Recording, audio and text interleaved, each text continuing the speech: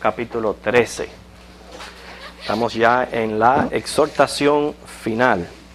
Hebreos capítulo 13, pero no piensen, este último capítulo tiene también mucho material, pero sí hemos podido decir que hemos desglosado bastante el libro de Hebreos, y al estudiar la Biblia precisamente nos toma tiempo porque podemos ver su armonía con otras partes de la Biblia donde las mencionamos, y por eso que se extiende un poquito. Aquí vamos a tener una variedad de admoniciones prácticas y éticas. Y cada vez que las encontramos, hermanos, debemos de entender primeramente que estas no son sugerencias. Aquí no se trata de Dios sugerirnos algo para que nosotros hagamos. Se trata de Dios revelar su voluntad para la iglesia y para sus hijos. ¿Okay?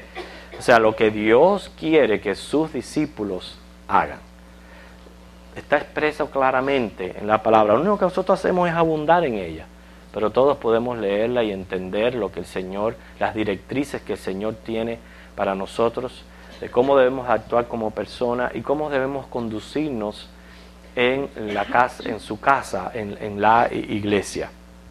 Primero vamos a ver en los primeros 6 versículos algunos mandamientos éticos que aquí se encuentran. ¿Okay? O sea que en el versículo 1 se hace conciencia de las implicaciones éticas de la doctrina cristiana y se insta a cultivar ciertas virtudes cristianas como lo son el amor fraternal, la hospitalidad, la ayuda a los necesitados, castidad y contentamiento. Por eso ahí comienza ese versículo 1, el versículo 13 dice: permanezca el amor fraternal. ¿Usted sabe lo que implica el amor fraternal? Es una buena disposición hacia los hermanos. Es tener la disposición apropiada hacia los hermanos en Cristo. Ahora, vamos a tener trabajo con esto, o sea, nos va a costar trabajo dependiendo de cuál sea nuestro concepto de la iglesia. ¿Es la iglesia una organización social, una sociedad? ¿Es un club al cual pertenezco? ¿O es la iglesia una familia? Bueno, si la consideramos entonces una familia, nos va a ser más fácil hacer las cosas que el Señor nos está pidiendo aquí, porque ninguno de nosotros le causa daño a su familia, ¿verdad? ¿Por qué? Porque amamos nuestra familia. No significa que en un núcleo de hogar no hayan problemas. Piense, la mayoría de los núcleos de hogar, vamos a poner, la familia más grande pueden tener 10 hijos. ¿Okay? Ya ahora no, casi el promedio de ahora son 4 o 5. 4 o 5 viven bajo el mismo techo. Y 4 y 5 personas, ¿okay?, no pueden mantener 100% la paz en el hogar. 4 y 5 personas. Exacto. Dice la hermana 2. Bueno, déjame decirle, hermana, para pelear hacen falta 2 nada más. A menos que uno pelee con uno mismo. Déjeme decirle que yo he peleado conmigo mismo. A veces me dan ganas de meterme un trompón. A mí me dan ganas de meterme un trompón. Pero el caso es, hermanos, que imagine ahora eso. Lleve en ese relieve de nuestro núcleo familiar al ámbito de la iglesia. ¿Cómo no van a haber problemas? ¿Cómo no van a haber diferencias de opiniones, diferentes maneras de ver las cosas? Aún así, el Señor dice, fíjate, por eso dice, permanezca la buena disposición, la disposición apropiada entre los hermanos. El amor fraternal era una virtud altamente estimada en la antigüedad. Por eso el Salmo 133:1 dice: mirad cuán bueno y cuán delicioso es habitar los hermanos juntos en armonía. Es un tema que se resalta en varias partes de la Biblia, como es 1 Tesalonicenses 4:9. Ahora, ¿Cómo podemos nosotros recordar? Le voy a decir una manera fácil de recordar este versículo y que nos venga a la mente enseguida qué es lo que Dios quiere para nosotros. Todos nosotros nos sabemos Juan 3:16, ¿verdad? ¿Sí? Porque de tal manera amó Dios al mundo que ha dado su Hijo unigénito para que todo aquel que en Él cree no se pierda, mas tenga vida eterna. Juan 3:16 habla del gran amor de Dios y de un amor del cual nosotros gozamos hoy día de riquísimas bendiciones gracias a ese amor. Bueno, cuando usted tenga problemas con hermanos en la fe o tenga problemas con todo esto de lo que es perdonar, pedir perdón, recuerde a Juan 3:16 y póngale el 1 delante. Primera de Juan 3:16. ¿Okay? Fíjese para que usted vea lo que dice Primera de Juan 3:16. ¿Cómo nos lleva primero? Juan 3:16 nos lleva al amor de Dios. Ahora, Primera de Juan 3:16 nos lleva a mostrar el amor de Dios con los hermanos. Dice Primera de Juan 3:16. En esto hemos conocido el amor, en que Él puso su vida por nosotros. También nosotros debemos de poner nuestra vida por los hermanos. ¿Okay? Así que ya saben cómo pueden recordar acerca del amor fraternal que se encuentra en Primera de Juan 3:16. Ahora los próximos versículos nos van a dar formas específicas de ejercer el amor fraternal. Todo tiene que ver con lo que está pasando en nuestra familia de la fe, que es la iglesia. Yo siempre, cada vez que menciono lo que es la iglesia, yo digo que la iglesia universal son todos mis parientes. Los sobrinos, los primos, los cuñados, hasta la suegra vamos a meter ahí. Todos los parientes, es lo que es la iglesia universal. ¿Okay? Pero esta iglesia Bautista Gracia es mi núcleo familiar. ¿Okay? Porque aquí es donde, si yo tengo un problema, se ora por mí. Aquí es donde, si algo me pasa, aquí voy a encontrar un hermano que me va a dar la mano. Van a conocerme, yo los voy a conocer a ellos. Y esto viene a ser mi núcleo familiar. Entonces, si es mi núcleo familiar, ¿cómo no voy a luchar? ¿Cómo no voy a defenderlo? ¿Cómo no voy a amar a algo a lo cual yo pertenezco? Pero entonces ahora los próximos versículos van a mostrar formas específicas de uno ejercer este amor fraternal. Dice el versículo 2, no os olvidéis de la hospitalidad, porque por ella algunos, sin saberlo, hospedaron ángeles. Los extranjeros, especialmente los hermanos en Cristo, debían ser objeto de hospitalidad. La hospitalidad no solo era una virtud, pero también una obligación religiosa. Y muy en especial se requiere en aquellos que son líderes. Lo encontramos en 1 Timoteo 3:2 y Tito 1:8, tanto para pastores como para diáconos, que deben de ser hospedadores. Pero en los tiempos que se decía aquí, no olvidéis la hospitalidad, se veía más porque la gente viajaba mucho y la gente no tenía los medios de transportación que tenemos hoy día. Tenemos nuestro propio carro. ¿Okay? Por ejemplo, al mismo Miami, que muchas veces hay que ir, uno puede ir y venir el mismo día. ¿Okay? Ir y venir el mismo día y sin problema. Ahora imagínese usted que usted tenga que ir a Miami en camello. o en un burro. Ahí usted va en la marchita. Cuando llega allá, si no tiene familia en Miami, necesita de alguien que lo hospede. ¿Ok? En el tiempo que usted está allá. Para entonces volver a coger el camello de regreso. Bueno, en ese entonces que estamos hablando, esta era una realidad, hermanos. Se hacían muchos negocios y muchos comercios. Y las posadas tenían mala reputación y no eran buenas para los cristianos. O sea, no estamos viviendo los días de hoy, que hoy se puede ir a un hotel y sin ningún tipo de problema. En aquel tiempo las posadas tenían mala reputación. Y entonces le era mejor a los cristianos que viajaban, ustedes saben que a Pablo viajaba mucho, le pasaba eso, encontrar una casa que le diera hospedaje. Por eso es que en la mayoría de las cartas de Pablo, él envía a veces gratitud a ciertas personas específicas que lo han ayudado en su ministerio. Y posiblemente una de las formas que lo ayudaron era hospedándole en la casa. Ahora, en nuestros tiempos hay que tener mucho cuidado con el ejercicio de la hospitalidad. ¿Okay? Sabemos que según el Señor nos dice en Mateo 24:12, la maldad aumentará y eso va a hacer que se enfríe el amor. Es cierto que en los tiempos que vivimos no se puede meter a todo el mundo en la casa. ¿Okay? Ahora, lo que está hablando aquí es de que a pesar de que hay maldad, siempre van a haber casos genuinos y necesidades verídicas de las cuales nosotros podemos servir de bendición. Nosotros tenemos un ejemplo en nuestra iglesia, lo que es en la parte americana. Hubo una señora, no voy a decir su nombre, pero hubo una señora que se convirtió.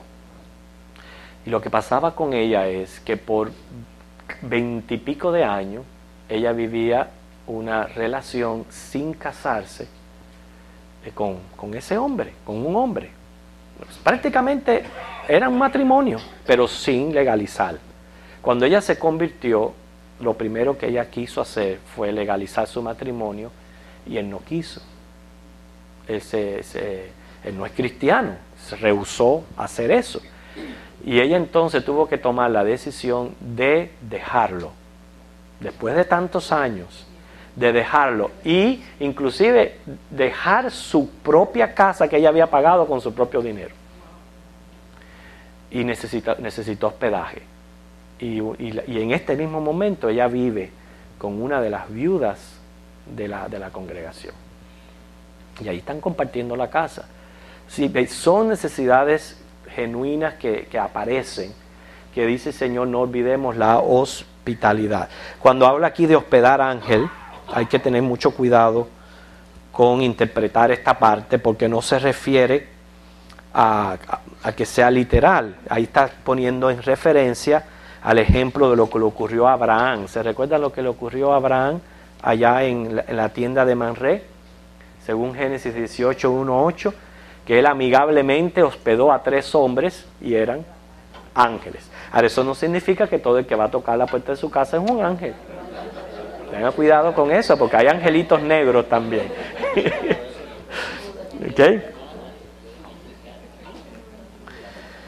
Ok, hermano, pero el caso es que cuando dice aquí, no os olvidéis de la hospitalidad, hay que tener el principio en nuestra mente, ya ahora en relación a la iglesia. ¿Okay?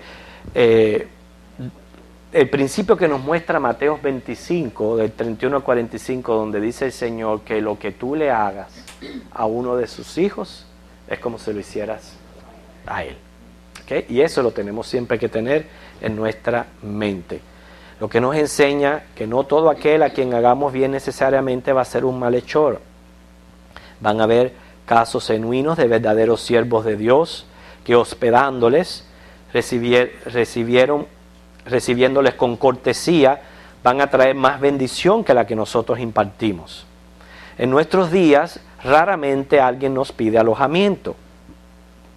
Pero la gente de hoy visita, aunque no es muy a menudo. Aquí casi no se usa las personas se visiten unos a otros. Sabemos que es algo muy peculiar de este país, que se vive esa vida tan encerrada y tan solo. Casi nadie se visita. Pero hermanos, aún, por ejemplo, el grupo que visitamos de la iglesia, podemos ver cuando vamos a los hogares, no son todos, pero podemos ver la falta de cortesía que se ha perdido. Y no significa que llegamos allí para que nos den un cuarto para dormir, pero se ve en la falta de cortesía, en no abrir una puerta, en no mandarlo uno a sentar, en no apagar un televisor. O sea, todo se ve como ha degradado en ese aspecto. Bueno, nosotros, aunque estamos viviendo en una sociedad de esta manera, no podemos ser así. tenemos que atender a toda persona que llega a nuestra casa, darle la hospitalidad. Hospitalidad no siempre significa hospedaje, no vamos a tener eso en la mente. Hospitalidad es demostrar una disposición adecuada hacia alguien que viene a nuestra casa, especialmente si es hermano, Por ejemplo, tenemos nosotros la costumbre de que si alguien viene a nuestra casa, siempre brindarles algo, siempre. No sé, así nos enseñaron nuestros padres, y eso es parte de la cortesía. Tú siempre brindar algo, aunque digan que no. Yo siempre digo, bríndelo, no pregunte, porque si usted pregunta, le van a decir que no, porque hay que tener buena cara para decir que sí. Usted pregunte, no pregunte, disculpe, usted trae y lo ofrece, lo pone delante. Si lo cogieron bien, si no, está bien, se respeta, ¿ok? Pero usted trate de ser cortés y trate de ser amable en cuanto a eso. Eso es lo que está refiriéndose aquí. Lo primero que hace después que dice permanezca el amor fraternal, habla de la cortesía, de la hospitalidad que tenemos que brindarnos los unos a los otros. Pero quiero avanzar. Dice el versículo 3, acordaos de los presos, como si estuvierais presos juntamente con ellos, y de los maltratados, como que también vosotros mismos estáis en su cuerpo. Cuando dice aquí acordaos de los presos, ¿okay?, no se está refiriendo a, por ejemplo, al buen ministerio que tiene nuestro hermano Gustavo. Nuestro hermano Gustavo mantiene un buen ministerio, su ministerio de capellán, de ir a visitar a los presos y de ir y visitar a llevarles el evangelio. ¿Okay? Nosotros tenemos, de alguna manera, es bueno participar de ese ministerio, pero no es dentro del contexto del capítulo a lo que se está refiriendo aquí, sino el libro de Hechos nos muestra cuán rápido comenzó la persecución al pueblo de Dios, y muchos de ellos caían presos, ¿okay? Y muchos les mataban la familia y quedaban solos.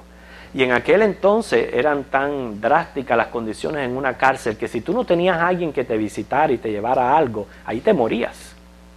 Entonces los hermanos en la fe, a pesar de que a ellos mismos les era peligroso, ellos se exponían en ir a las cárceles a llevarles de comer, a visitarles, a llevarles lo que necesitaban. ¿Entienden la idea, que es un poco diferente?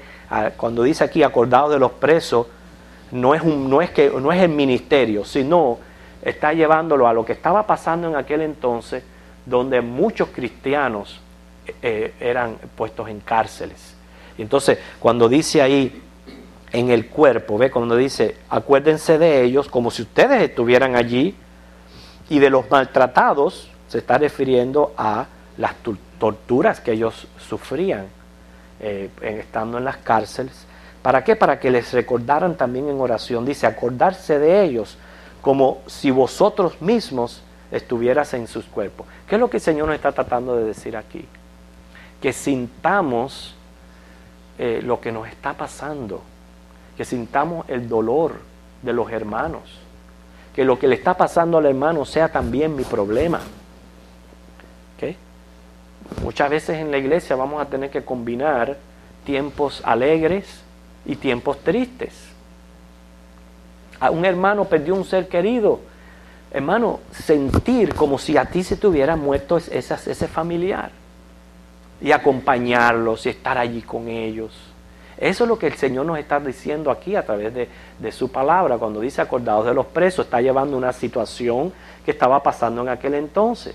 Bueno, nosotros vivimos en Estados Unidos, a los cristianos no se lo llevan preso, pero vienen otras situaciones en las cuales el Señor dice, comparte el dolor, como si lo estuvieras pasando tú mismo, de acuerdo a 2 de Corintios 12:26. Fíjense lo que dice ese versículo. Perdón, 1 de Corintios 12:26. 1 de Corintios 12:26.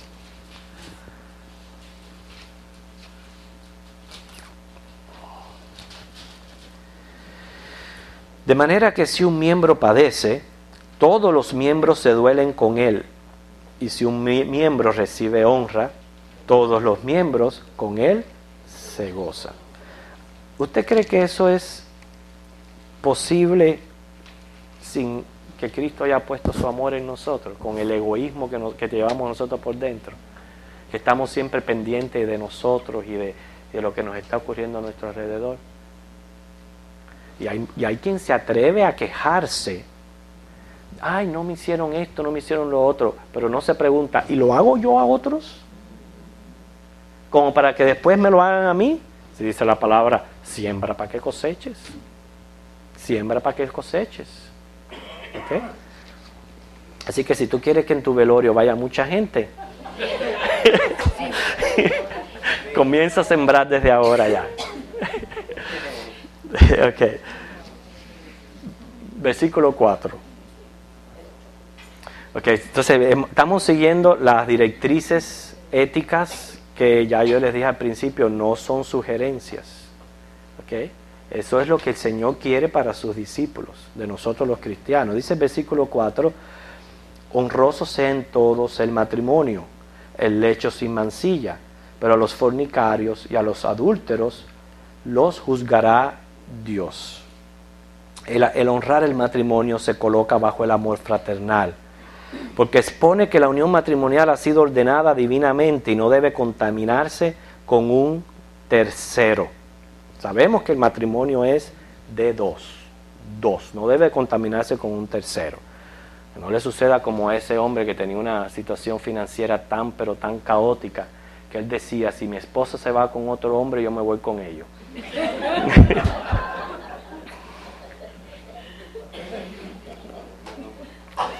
Dice aquí, el adulterio implica infidelidad por cualquiera de las partes al voto matrimonial.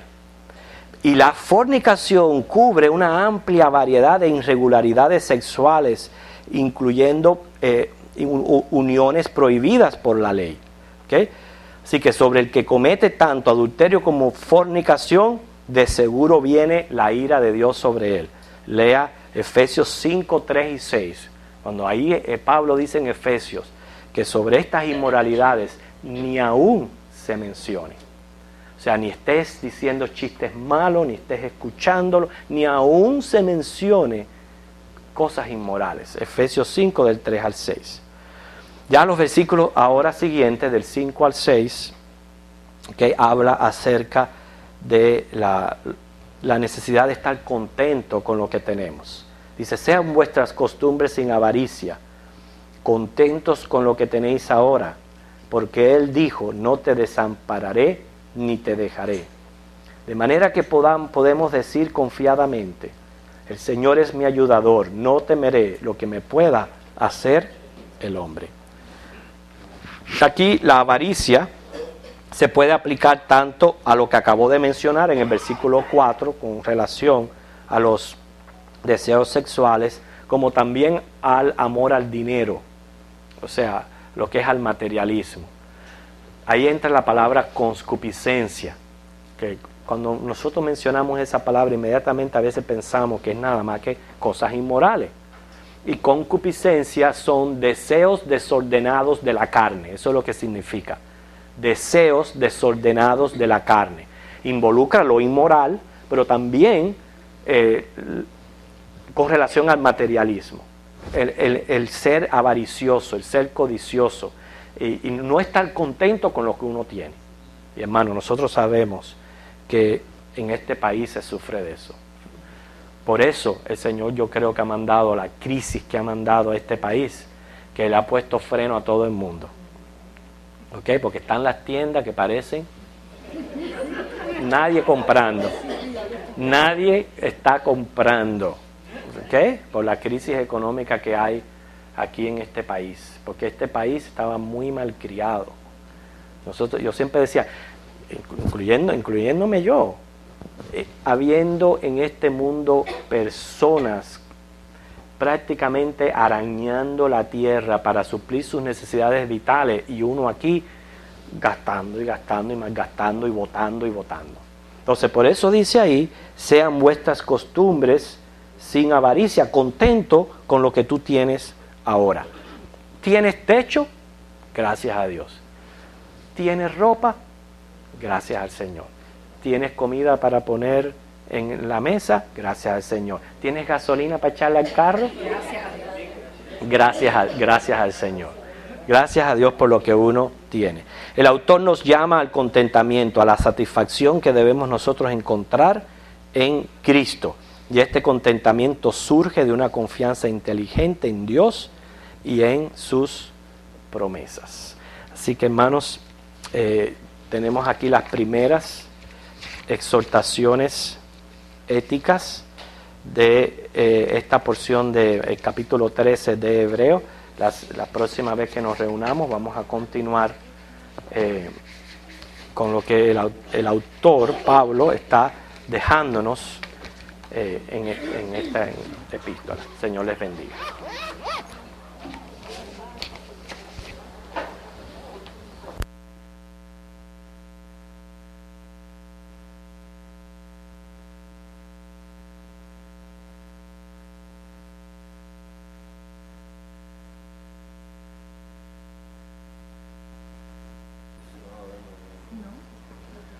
¿No sabe?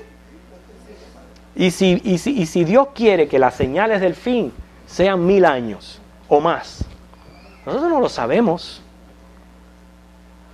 Pero Cristo un día viene por nosotros, que es el día que nosotros vayamos a encontrarnos con Él. O sea, cada día de mi vida, los años que Dios me dé aquí en la tierra, es un diario vivir con Cristo, encomendándome a Él, dejándome llevar de su mano, y yo voy a poder llegar a cumplir la meta. ¿Okay? Señor les bendiga.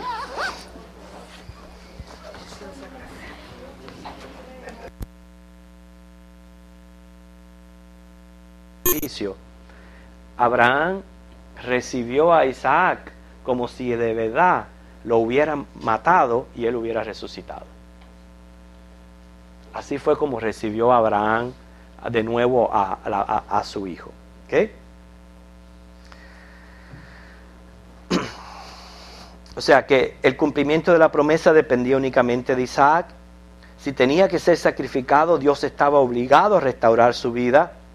Vemos fe en la palabra de Dios puesta en acción. Por eso él dice, también le volvió a recibir. ¿Okay? Significa que Abraham lo dio por muerto y de la muerte lo volvió a recibir cuando su mano fue detenida en el aire y la voz celestial le prohibió seguir adelante. Fíjense, en sentido figurado, este sacrificio de Isaac es parábola del sacrificio de Cristo. Eso nos lo dice Juan 8. Miren, en Juan 8, 56.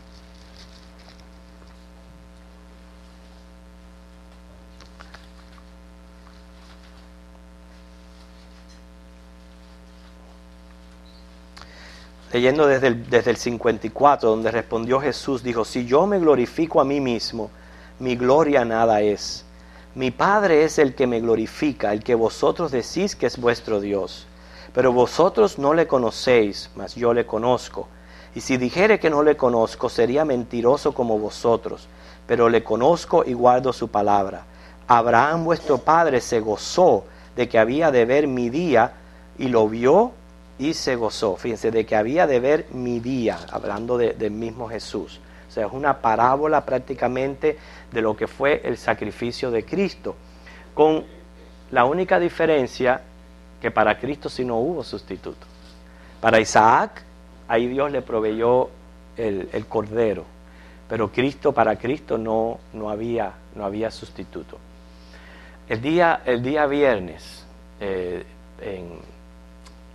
el viernes antes de Easter, el día de que nosotros conmemoramos la muerte de Cristo, vamos a estar más hablando de manera más profunda el dolor que causó en Dios la muerte de su unigénito Hijo. ¿Okay? Así que traten de no perderse ese mensaje. El dolor que le causó a Dios, de su único Hijo, tenerlo que que enviar a la tierra a saber todo lo que iba a padecer, y sabiendo que para Cristo sí no había ningún otro sustituto. Él sí tenía que ser sacrificado. Mas sin embargo, aquí lo que se nos está llamando la atención es la fe de Abraham en cuanto a creer lo que Dios le había dicho y que Dios cumplía con sus promesas, aunque no parecieran sin sentido. Porque no parecía sentido.